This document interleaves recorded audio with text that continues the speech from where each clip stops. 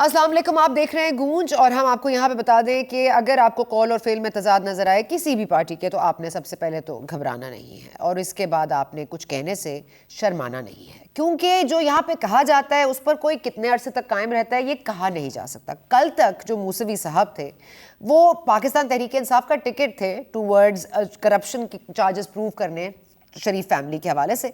आज वही मूसवी साहब नैब के एक्चुअली में मुलजिम निकले हैं, क्योंकि आज उन्होंने माफ़ी मांग ली है और क्लीन चिट दे दी है नवाज शरीफ साहब को। कॉन्सलेशन प्राइज है या वाकई माफ़ी मांगी है? शहबाज शरीफ साहब कैसे देखते हैं, सुनिए। मैं ये कहने पे मजबूर हूं कि पाकिस्तान की हुकूमत मुशर्रफ के ज़माने में इनको अपॉइंट किया गया था और इनको नवाज शरीफ और ख़ानदान के ख़िलाफ़ ये तमाम तहकीकात पर उनको मामूर किया गया था।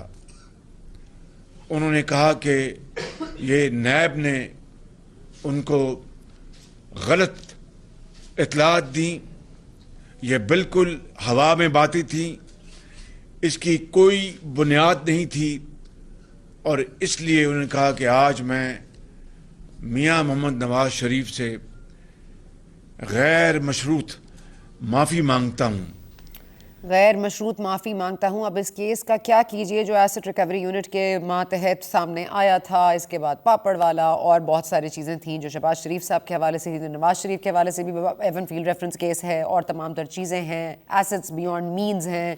और जो शहजाद अकबर साहब हैं वो इस वक्त एसेट रिकवरी यूनिट के जो हेड थे, आजकल उनको रिकवर करने की ज़रूरत है। वो कहाँ पर मौजूद है उनको ज़रा सामने लाया जाए, और जो उनके पास अथॉरिटी थी उन्होंने उसको मिस यूज़ किया है। और ये जो अरबों रुपये हमने मूसवी साहब को दिए थे, क्या इसीलिए दिए थे कि एंड में हमें माफ़ी मंगवानी पड़े? और अगर तो हमारे केसेस इतने बेबुनियाद हैं तो व्हाट अ जोक ऑफ एहतसाब दिस इज़। साथ ही साथ हम आपको ये भी बता दें कि आपको पता है अदम एतमाद का जो उस मौसम है वो आ गया है, और इस मौसम में बहार में फूल खिलेंगे ऑपोजिशन के या मुरझा जाएंगे ये अभी नहीं पता, क्योंकि आज फजल रहमान साहब आए थे जी मुत्तहिदा कौमी मूवमेंट के दफ्तर में, उनसे मुलाकात की है, हम आहंगी की बात की है, लेकिन मुत्तहिदा कौमी मूवमेंट अभी भी सीधा जवाब नहीं देगी। मौलाना फजल रहमान साहब खैर इत्मीनान से वापस गए हैं, उनको अदम एतमाद के लिए इत्मीनान हासिल हो गया। सुनिए। हम आहंगी पाई जाती है, मैं कहता हूँ हम आहंगी नहीं, भरपूर हम आहंगी पाई जा रही है। और मैं यहाँ से मुकम्मल तौर पर मुतमईन होकर जा रहा हूँ, सरतापा मुनकरात से भरे हुए, सबसे बड़ी बात, और अपने आप को मारूफ कह रहे हैं, शर्म तुमको मगर नहीं आती। जी, शर्म नहीं आती। और बात सुनिए आपने, लेकिन खालिद मकबूल साहब ने भी बात तो कर दी है लेकिन बात की भी नहीं है। क्या कह रहे हैं वह वो भी सुनिए। इस हुकूमत से हमें यह था कि कम से कम वो हमें हुकूमत में रहने का जवाज़ तो रहने देती। अगर हमें पता लगे कि बहुत सारे मामलात में वज़ीर आज़म के पास इख्तियार ही नहीं है, तो फिर ऐसी जमहूरियत और ऐसी जमहूरियत जिसके समरात आम पाकिस्तानी तक ना पहुँचे, उसको करने का हमें भी शौक़ नहीं होना चाहिए। लेकिन आप आए हैं और हमें उम्मीद है कि आपके ज़रिए और आपके तजर्बे से पाकिस्तान जिन मुश्किलात में आज खड़ा है उनसे निकलने के लिए हम आपका और आप हमारा साथ। मरकज़ी किरदार का जो रोल है वो मुत्तहिदा कौमी मूवमेंट अब तक तो इस पाकिस्तानी फिल्म में नहीं निभा सकी, लेकिन साथ ही साथ सस्पेंस का आंसर वो बढ़ाने में उनका कोई सानी नहीं है। अब ये सस्पेंस कहाँ जाके टूटेगा, किसके लिए हाँ है किसके लिए ना है, इस पर भी बात करेंगे आगे जाके प्रोग्राम में। लेकिन साथ ही साथ हम आपको बता दें कि कल खालिद मकबूल साहब को मदऊ कर लिया है जरदारी साहब ने, बिलावल भुट्टो साहब ने उनसे फ़ोन पर बात की है इस प्रेस कॉन्फ्रेंस के बाद, और वो कल जाएंगे। शायद जो मामला तय नहीं पाए हैं वो पाए जाएंगे और शायद फिर मुत्तहिदा कौमी मूवमेंट कोई क्लियर जवाब दे दे, उम्मीद तो की जा सकती है। हमारा जी पैनल है, हमारे साथ आज मौजूद हैं अमजद नियाजी साहब पाकिस्तान तहरीक इंसाफ से, आगा रफ़ीउल्लाह साहब पाकिस्तान पीपल्स पार्टी से, जाफर इकबाल साहब नून लीग से हमारे साथ मौजूद हैं। बहुत शुक्रिया आप तीनों शख्सियात का। एक तो वक्त ऐसा है और आप लोगों ने अपना वक्त निकाला, बहुत शुक्रिया आप तीनों का। नियाजी साहब, सबसे पहले तो घबराना नहीं है, ये मूसवी साहब का पहले किरदार आपके साथ था, अब वो किसी ऑपोजिट हैं। आज फवाद चौधरी साहब कह रहे हैं ये तो नैब के मुल्जिम हैं, फिर इनको पैसे भी दिए और अब वो माफ़ी भी मांग रहे हैं। मामला क्या है सर? बिस्मिल्लाहिर्रहमानिर्रहीम। सना, मैं तो आपसे तवक्को कर रहा था कि माशाल्लाह आज पाकिस्तान ने एक कई अरसे के बाद जो है वो आज OIC ओ सॉरी सर, मैं आ रही थी उस पे, लेकिन चलें आपने। जी सर। नहीं, मेरी बात सुन ले, मैं मुकम्मल होने देना। तो उस पे आप अल्हम्दुलिल्लाह अपना एक पूरा सेगमेंट करेंगे और उसको लेके आज का आपका जो टॉक शो होगा, जी ताकि पाकिस्तान की जो बहसीत रियासत और बहसीत गवर्नमेंट, जो मैं समझता हूँ एक अचीवमेंट है, जी सर। जिसमें एक अपना माफियो जमीर जो है वो गवर्नमेंट ने और रियासत ने रखा है कि हम इस वक्त कहाँ खड़े हैं और किस तरीके के साथ हम मजीद इस्लामोफोबिया पे हमने जो करारदाद पास कराई है UN के अंदर, और फिर हम इसे मजीद कैसे डेलिब्रेट कर सकते हैं और इससे मजीद हम कैसा आगे लेके जा सकते हैं। फिर हमारी जो डेवलपमेंट है, फिर हमारे जो टेरर फाइनेंसिंग के इश्यूज हैं पाकिस्तान, अब आउटसाइड पाकिस्तान जो जितने भी ममालिक से वो है, फिर हमारी डेवलपमेंट है, फिर हमारी जो मनी लॉन्ड्रिंग इश्यूज है कि हमारे से पैसा फ्लाइट करके डेवलप कंट्री में जाता है, जिसके ऊपर आज PM साहब ने कहा। मैं तो समझा था कि आप उस पे आज एक बड़ा जबरदस्त प्रोग्राम करेंगी और जिसमें आप सर नेक्स्ट टाइम कंटेंट का मशवरा आपसे ले लूंगी, लेकिन अभी प्रोग्राम मेरा है न्याजी साहब, मैं उस पर आऊंगी जब मुझे। जी सर जी। आपने जिस तरह इशारा किया, पहली बात तो यह है कि काश के शरीफ फैमिली जो है अपने ईवान फील्ड्स के जितने भी उनके अपार्टमेंट्स थे आज उनकी मनी ट्रेल दे देती। मुझे खुशी होती कि वो सुप्रीम कोर्ट में आज से जो जब केस लगा था उस वक्त दे जाती, और आज तक वो नेशनल असेंबली में भी उन्होंने कहे थे कि ये वो जराए हैं जो उन्होंने असेंबली के अंदर जो कागजात रखे थे उसमें भी मनी ट्रेल नहीं थी। तो काश कि अगर उन्हें आज झूठे गवाह जिनको खुद नैब को मतलूब है उनके जरिए जो है वो एक मीडिया ट्रोलिंग करने पे मजबूर हुए, तो मैं समझता हूँ बेहतर ये था कि अपनी चीजें सीधी करें और पाकिस्तानी इदारों के सामने, कोर्ट्स के सामने रखें और अपने आप को सरेंडर करके एक वहां से क्विटल लें। लेकिन अफसोस है कि फिर भी वो 2 नंबरी कर रहे हैं और वो समझते हैं कि शायद 2 नंबरी करके पाकिस्तान की अवाम को बेवकूफ बना सकते हैं। तो अब मुमकिन नहीं रहा। पाकिस्तान की अवाम जो है बहुत समझदार है और वो समझते हैं कि ये इन लोगों ने पाकिस्तान का पैसा लूटा है और अपनी जायदादें बनाई है। इसमें कोई दूसरी राय तो है नहीं, कोई पनामा हमारा तो बनाया हुआ है नहीं जिसमें आज ये सारी चीजें सामने आई हैं। और जितने भी इनकी जो एविडेंस से मांगे गए एक भी प्रूव नहीं कर सके। उन्होंने तो कहा था कि हमारी पाकिस्तान क्या, इंग्लैंड क्या, पाकिस्तान में भी कोई जायदाद नहीं, वो भी निकल आई। पाकिस्तान वो WW जो थे उनकी भी जायदादें निकल आई, उनकी भी समझ नहीं आ रही। तो ये सारी चीजें सामने है। बाकी आप उनके लिए जो कुछ कर सकते हैं वो करें, ये आपका राइट बनता है, उनको दिफा करें आपका। मैं समझता हूँ कि मीडिया को एक अच्छा रोल अदा करना चाहिए हर पहलू के हिसाब से। सर मीडिया से तो आपको अरसे का बैर हो गया है और पता नहीं न्याजी साहब ये मीडिया क्या करे जो आप उससे खुश हो जाएं। लेकिन OIC के इजलास पर हम आएंगे सर। आपने, आई एम वेरी सॉरी, लेकिन हमारी रेटिंग का बड़ा मसला है सर। अगर हम पॉलिटिकल ना करें तो रेटिंग नहीं आती सर। तो इसीलिए हम ना सोशल प्रोग्राम करते हैं ना पॉपुलेशन पर प्रोग्राम करते हैं। मैं OIC पर आऊंगी सर, जो मुझे करना है एज OIC। मैं आ रही हूँ सर, उसी पर आ रही हूँ, आने दीजिए ना। जैसा आपने बोल लिया, मुझे जवाब तो देने दें इनके OIC का। हाँ दें जी। देखें OIC का मैं इनको जवाब देता हूँ। आज मुझे इंडियन 2-3 चैनल से रब्ता हुआ था, तो एक चैनल पे मैंने टाइम दिया। उस पे मुझे क्वेश्चन पता है क्या हुए? जी सर। नंबर 1 क्वेश्चन ये हुआ कि पाकिस्तान के वजीर आजम ने मोदी की तारीफें क्यों की? सर इंडिपेंडेंट फॉरेन पॉलिसी देंगे। दूसरा सवाल किया, सुने, दूसरा सवाल किया कि जी फॉरेन पॉलिसी इंडियन की क्यों तारीफ की? जवाब न्याजी साहब देंगे। तीसरा सवाल किया कि जी इंडियन आर्मी की इतनी तारीफें किसके बुग़्ज़ में की? जवाब न्याजी साहब दें तो OIC का आपका पता चल जाएगा। OIC तो आपने जो अपने तालिबान खान का चेहरा छुपाने के लिए करने की कोशिश कर रहे हैं वो हमें पता है। उस OIC का हमें मकसद पता है आपका, लेकिन आप फेल हो चुके हैं। OIC में भी आपने कोई मकसद हासिल नहीं किया, OIC भी आपका वैसे ही गया।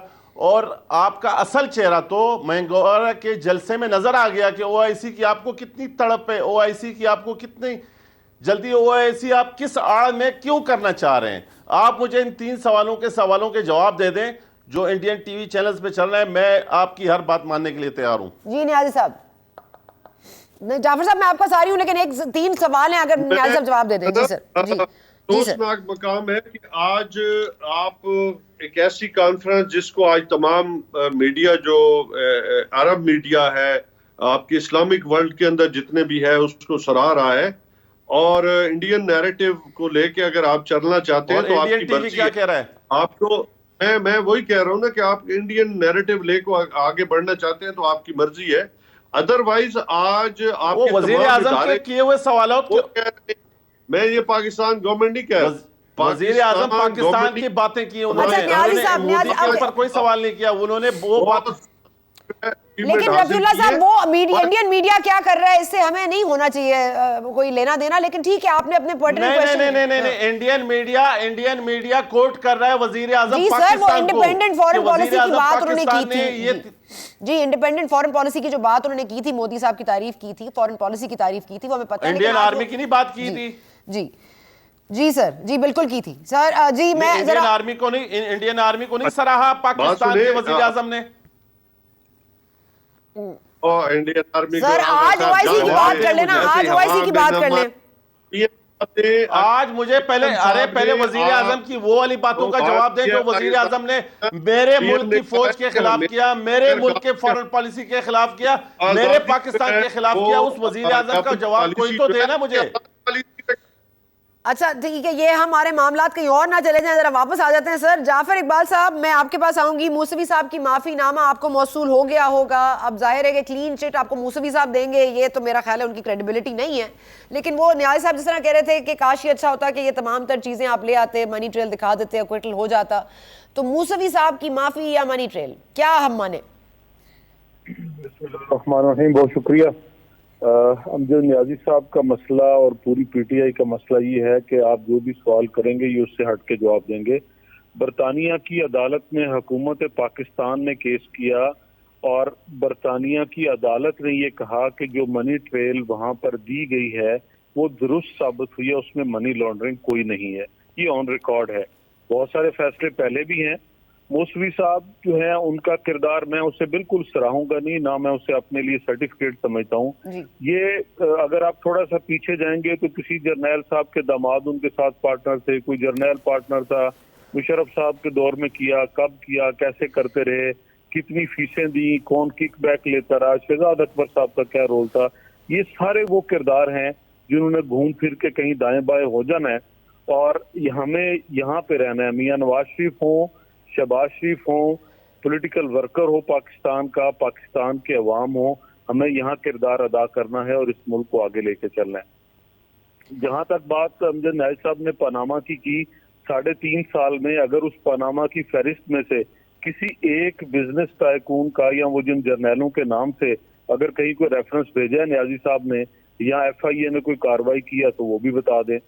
मनी लॉन्ड्रिंग उसको कहते हैं कि जब अलीमा बाजी के पैसे पकड़े गए तो असद उमर साहब ने मनी बिल एक पेश किया, गालबन 2019 की ये बात है, और उसमें ये बजट नहीं था, बजट के आगे पीछे कहीं पेश किया, चीजें इन्होंने करवाई। इन्होंने ये किया कि अलीमा बाजी के केस में एक उसको टैक्स ऑफिस के एहलकार को इख्तियार दे दिया कि आप ये मामला देख लें तो काफी होगा।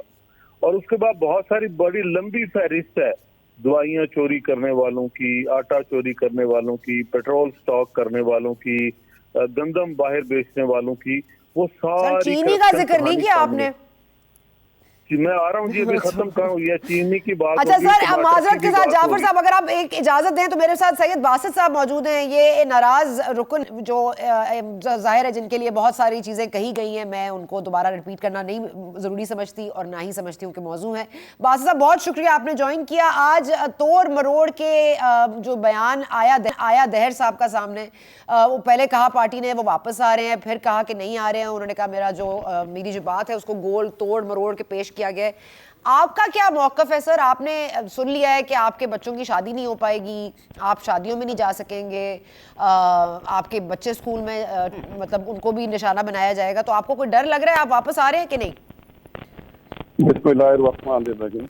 बहुत शुक्रिया सना बुशरा साहिबा। एंड गुजारिश ये है कि ये जो बातें हो रही हैं ना आजकल के, मुझे ईमान से हंसी आती है इनकी बातें सुन के कि बच्चों के रिश्ते नहीं होंगे, बच्चे स्कूल नहीं जा सकेंगे, बच्चे शादी अटेंड नहीं कर सकेंगे, हम शादी अटेंड नहीं कर सकेंगे। भाई आपने अवाम को दिया क्या है? आपके इर्द गिर्द जो आपके एडवाइजर्स हैं वो नॉन इलेक्टेड हैं, they are selected by you the way you were selected by somewhere. तो अब जब आप डिलीवर 3.5 साल नहीं कर सके, और हमने भी आपके साथ 3.5 साल जो तरामी मैं नहीं भी करना चाह रहा था, मैंने और खान साहब को मैंने कहा था, जिसका जिक्र भी मैंने आज हामिद मीर साहब के प्रोग्राम के साथ किया था। और मतलब ये है कि यही तो किसी टीम ने तो इनको लेके डूबा है, खासतौर पर जिस तरह के चीफ मिनिस्टर इन्होंने लगाया। तो ये वसीम खान साहब कहते थे उसने क्या डिलीवर किया। मैं कहता हूँ पंजाब की तारीख में रिकॉर्ड, ये जो आपकी खाद का जो ये हुआ माफिया, जी इतनी बुरी हालत आपकी कभी भी नहीं।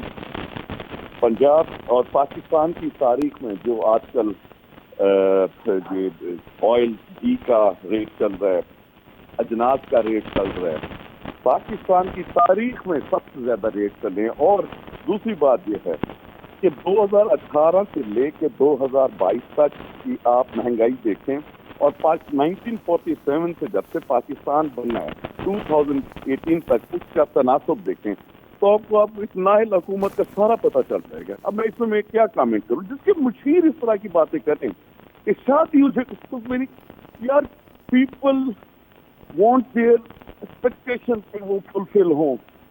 उनको किसी की शादी से गर्ज नहीं है, किसी के स्कूल जाने से गर्ज नहीं है। एक गरीब आदमी खुद जीना चाहता है।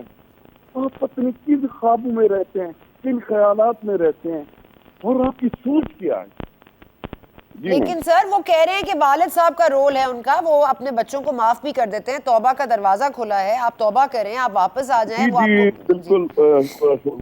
आप जरा इसको जरा मिसाला अच्छा डालना चाह रही है, मैं भी समझ गया हूँ। नहीं सर, मैं पूछ रही हूँ। मैं आपके इस मिसाले को ऐड कर देता हूँ। एक तरफ पार्टी हेड कहते हैं मैं बाप की तरह हूँ, दूसरी तरफ सिबाज गिल साहब कहते हैं दल्ले दल्ले। अब मैं इसमें मजीद कोई मैं नहीं कर सकता।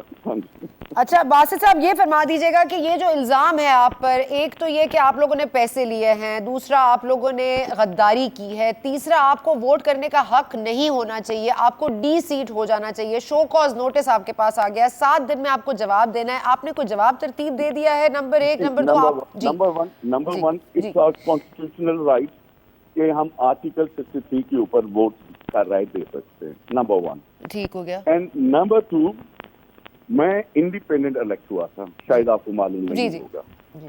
ठीक है, मैं बल्ले के खिलाफ इलेक्शन लड़के आजाद हैसियत से आके, इसने मुझे फोन किया ऑन 4 वो ऑनलाइन विद मी, तो इन्होंने यकदम फोन छीन के मुझे कहा कि बासित ये पाकिस्तान की खुशहाली का सवाल है।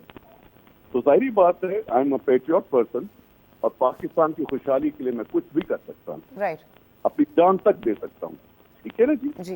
बात ये है कि एक बंदे के जान से कोई मुल्क तरक्की कर जाए, कुछ कर जाए, मैंने खान साहब हो गई, कमिटमेंट हो गई, मैं आधे घंटे में फॉर्म साइन करूंगा। जबकि मैं चाहता था कि मैं फॉर्म साइन ना करूँ, मैं इंडिपेंडेंट हैसियत से रहूँ। अल्हम्दुलिल्लाह सना बुचा साहब, मैं 5वीं दफा अल्लाह ताला ने अपने हबीब के सदके, आले हबीब के सदके मुझे असेंबली में पहुंचाया। मैं इनके जो नैरेटिव्स हैं और ये चीजें मैं इनको समझ रहा था। और जिस दिन इस हुकूमत ने 2 महीने चली और जिस दिन पहली स्पीच वजीर आजम ने की थी, मैंने कहा मुझसे गलत फैसला हो गया, मुझे इनको ज्वाइन नहीं करना चाहिए। लेकिन उस पहली स्पीच में सारा यू टर्न दिया इन्होंने, आपको याद होगा। तो सर 3.25 साल का अरसा लगा आपको, वो यही बात होती है ना बार बार कि ये ज़मीर ऐसे वक्त में क्यों जागा, पहले क्यों सो रहा था। अब यही आपके ऊपर नेगेटिव फीडबैक आता है ना सर कि ये ज़मीर।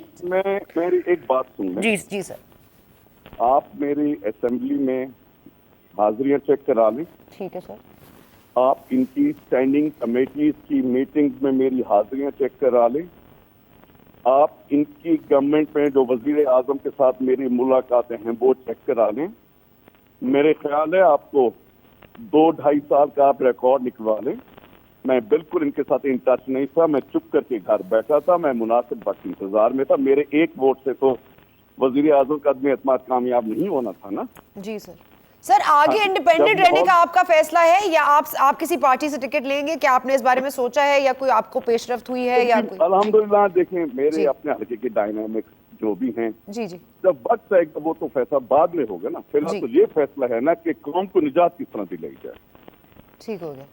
ठीक हो गया सर। मैं अभी वक्फा लेने जा रही हूँ। सॉरी जाफर इकबाल साहब, नियाजी साहब, आपका भी पॉइंट ऑफ व्यू लेना है, लेकिन वक्फे का वक्त हो गया। वक्फे के बाद वापस आते हैं तो गुफ्तगू आगे। शुक्रिया। Let's just take a break.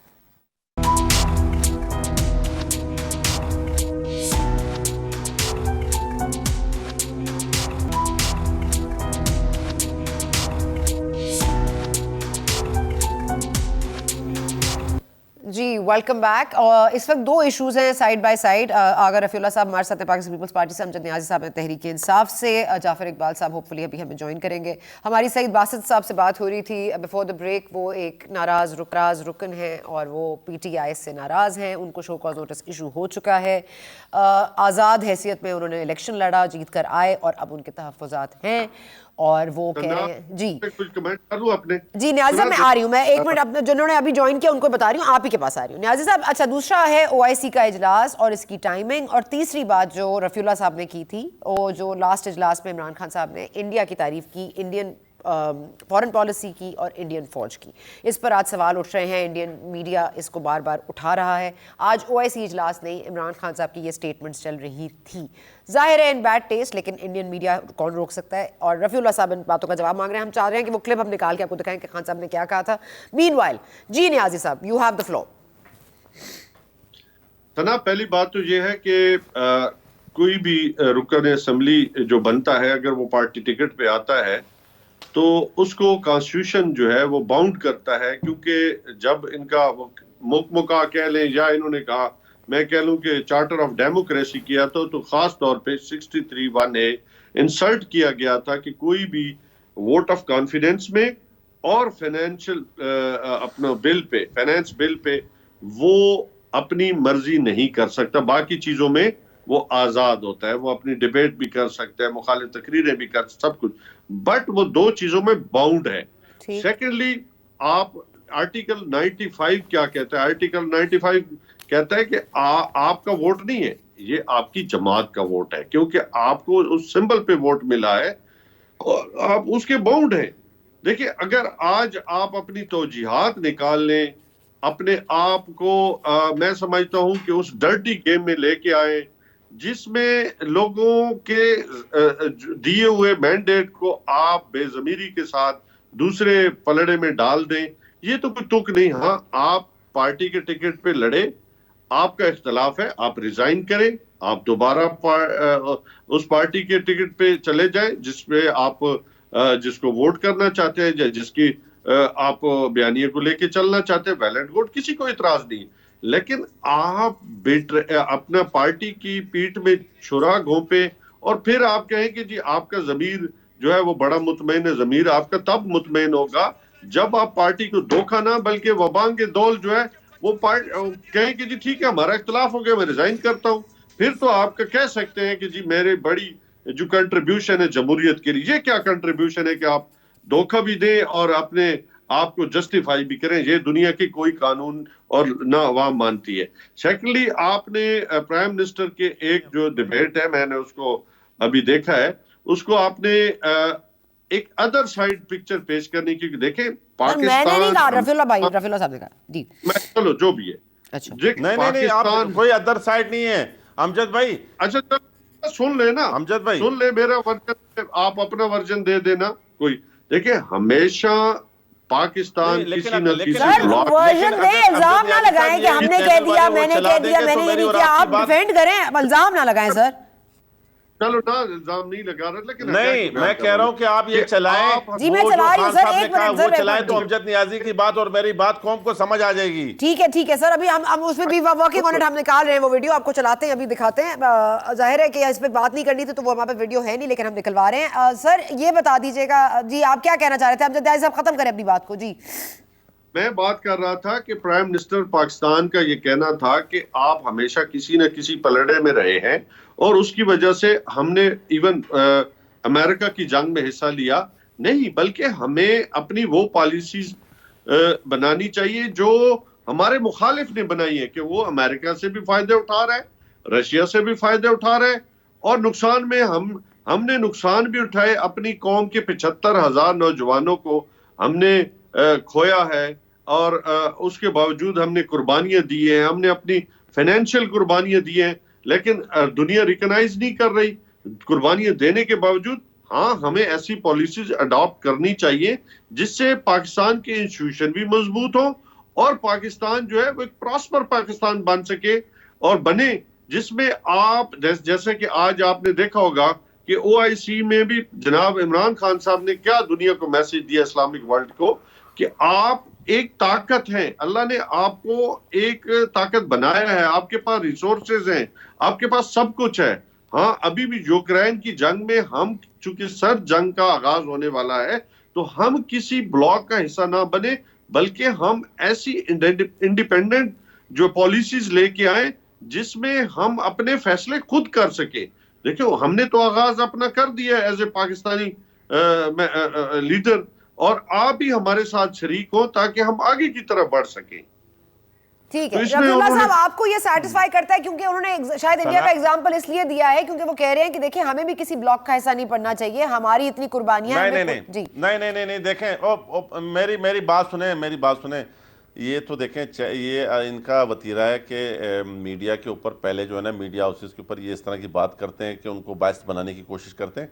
आप भी जो है ना डिफेंसिंग हो गई है। इशू ये नहीं है, इतना इनको ओआईसी का वाकई दर्द था वाकई, तो आज ये अपोजिशन को बिठाते और ये कहते हैं कि जी हम लार्जर इंटरेस्ट में, जहाँ पर ओआईसी की बात हो तो लीडर ऑफ अपोजिशन यहाँ बैठे होते, पार्टीज़ के हेड्स बैठे होते और ये वज़ीर आज़म तारुफ करवाते कि जी ये हमारी इस सियासी जमात के हैं, ये अपोजिशन ऑफ लीडर हैं, ये हैं, और ओआईसी में आपकी और भी जान पड़ जाती। अगर वाकई आपने ओआईसी को तो सिर्फ शेल्टर शील्ड एज ए नहीं, जो शील्ड होती है अपने तहफ़्फ़ुज़ के लिए, ओआईसी को आपने उसके लिए इस्तेमाल किया है। अगेन मैं आपको दोबारा कहूँगा कि आप मालाकंड में जो इंडियन आर्मी के इंडियन सर मुझे ये मैं निकलवा रही हूँ लेकिन सर ये इंडियन कार्ड ना प्ले करें ना, कभी आपके ऊपर लगा देते हैं मुहिब्बे वतन नहीं है, कभी आप इन पे लगा देंगे, छोड़ देना सर, इस पे नहीं जाते। लेकिन मैं चलें आपके देखें मेरी बात सुने मेरी बात सुने मेरी बात सुने नहीं मेरी बात सुने, मैं कतई किसी को ना गद्दार कह सकता हूँ। मेरी रिक्वेस्ट सुने,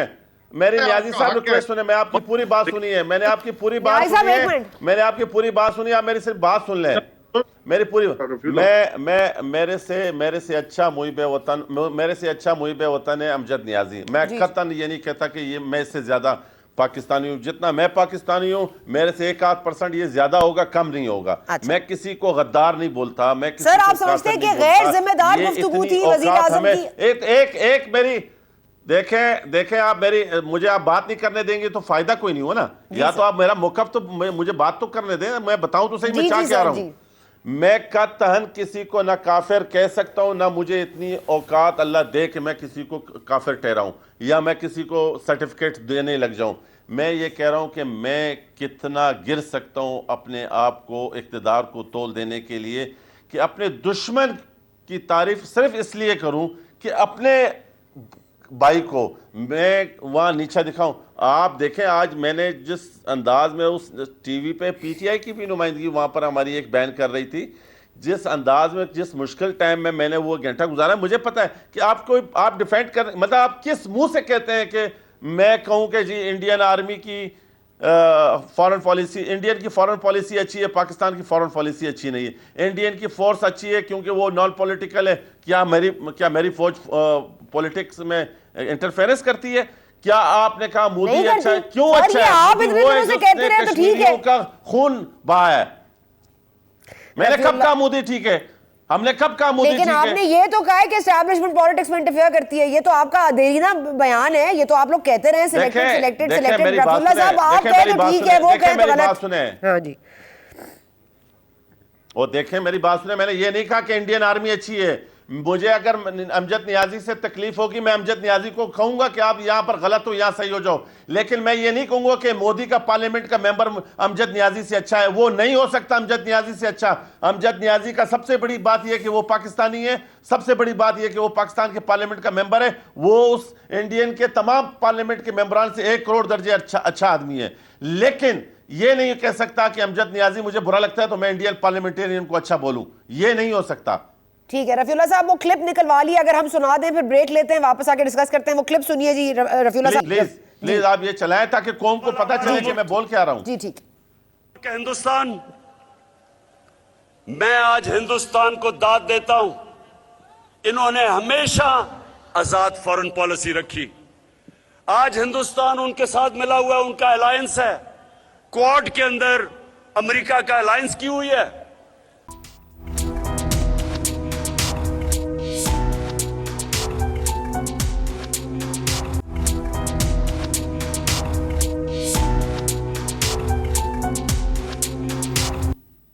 जी welcome back after the break. हम बात करें आगा रफीउल्लाह साहब है हमारे साथ और अमजद न्याजी साहब हैं। रफीउल्लाह साहब, आप बहुत नाराज हैं कि क्लिप हमें नहीं मिल रहा है, लेकिन वो वाला क्लिप आप जिस तरह जिसकी क्लिप की बात कर रहे हैं हम ढूंढ रहे हैं। जाहिर है कि हमारे पास वो रिसोर्सेज नहीं है। आजाद फॉरेन पॉलिसी रखी।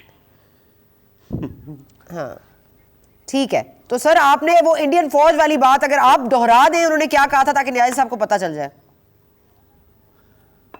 मैं नहीं दोहराना चाहता, मैं ऐसे अल्फाज अपने मुंह से निकालना ही नहीं चाहता। ठीक है सर। ये न्याजी साहब को अगर नहीं पता ना तो बहुत बुरी बात। मैं क्यों इतने बुरा वक्त अपने पे ले आऊं कि सर हम चलाएं लेकिन आप मुंह से ना निकालें। Very nice. ठीक है। नहीं देखें, आप मेरे मुंह से ना नहीं चलाए ना, उसके मुंह से चलाएं जिसने कहा है। सर कहा तो शहबाज गिल ने भी है, हम चला तो नहीं सकते ना। कहा तो शहबाज गिल ने भी है, आपको पता है क्या उसने कल कहा है।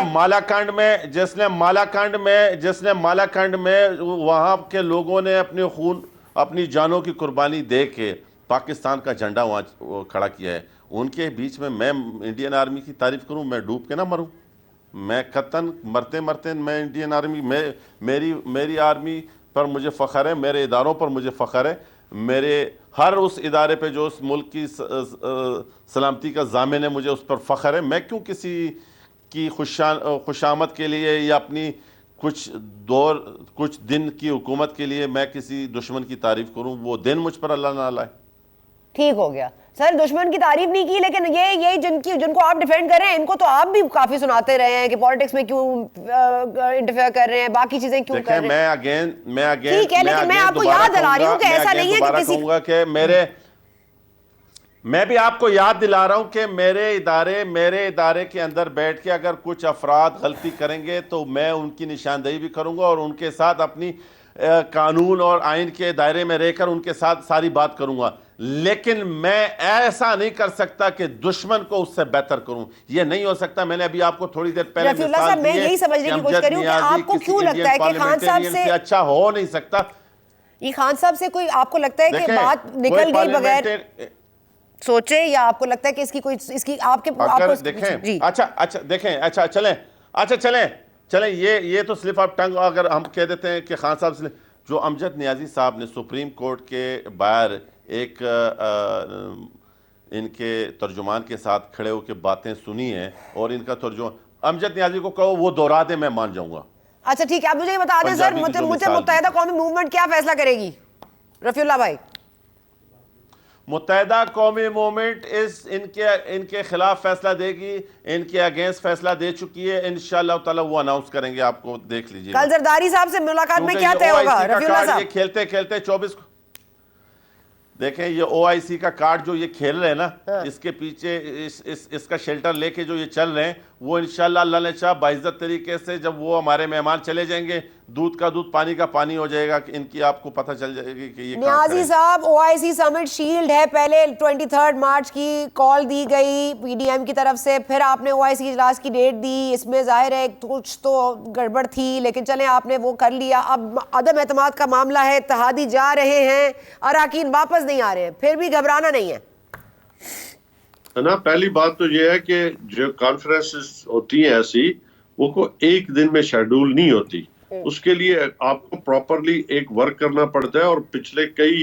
वो मंथ का होता है और बाज़ औक़ात सालों का होता है। तो उसमें आपका ये कहना कि जी हमने उसमें अपनी गेम डाली है, बड़े अफसोस की बात है। आपके इल्म में है कि हमने ये हाल कब दिया था, कब इसकी रेनोवेशन के लिए हमने ये सारा कुछ किया। अगर इस पे आप ये पॉलिटिक्स करना चाहते हैं तो अलग बात है, बाकी इनका राइट है जितना भी ये चले अब आ जाए इत्तेहादियों में। सर वक्त कम है न्याय साहब जी, और लोगों की खरीदो फरोख्त करें, ये बाकी इनका हक है।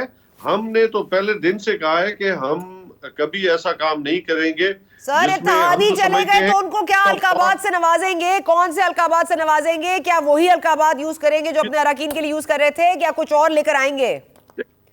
जो अलग हलीफ जमाते हैं उनका अलग स्टांस है। हम अपने जो मेंबरान असम्बली है ना, उनके बारे में हम जरूर करते हैं कि वो पार्टी हेड के मर्जी के बगैर वोट ऑफ कॉन्फिडेंस हो या फाइनेंस बिल हो, उस पे वो उनकी मर्जी नहीं होती, वो पार्टी की मर्जी होती है। और बहुत शुक्रिया सर न्याजी साहब, बहुत शुक्रिया। यहाँ पे वक्त खत्म हो गया। बहुत शुक्रिया रफीउल्लाह साहब, आपका नाराज होकर जा रहे हैं, लेकिन hopefully I will see you again and in a better mood. And बहुत शुक्रिया न्याजी साहब, आपका अदम एतमाद आएगी या नहीं, of course that is our top story. लेकिन OIC का आज 48वां इजलास हुआ है, पाकिस्तान के लिए बड़ी कामयाबी है। खान साहब ने हमें कुछ पॉइंट्स ऐसे थे जो शायद एजेंडा में नहीं थे, शायद उनको नहीं लाना चाहिए था सामने, लेकिन चले क्रिटिसिज्म होता रहेगा। एक अच्छी चीज़ हुई है, उस पर भी बात की। Thank you for watching, we will see you tomorrow.